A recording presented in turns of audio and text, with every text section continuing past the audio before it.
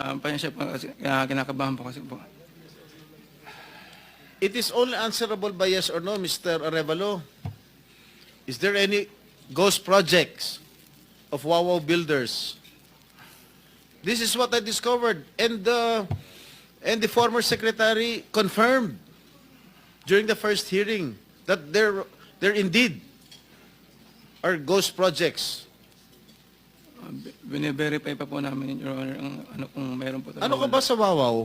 Are you the owner? Yes po, Your And you Honor. should know. Majority Leader, it's your time, huh? Yes, Mr. Chairman. I'm just disappointed, Mr. Chairman, kasi pambihira ka, sasagot ka ng ganyan, ghost project. Parang tinatanong ka kung tao ka, hindi mo alam kung tao ka. Paano ka naka-garner with 9 million as your capital?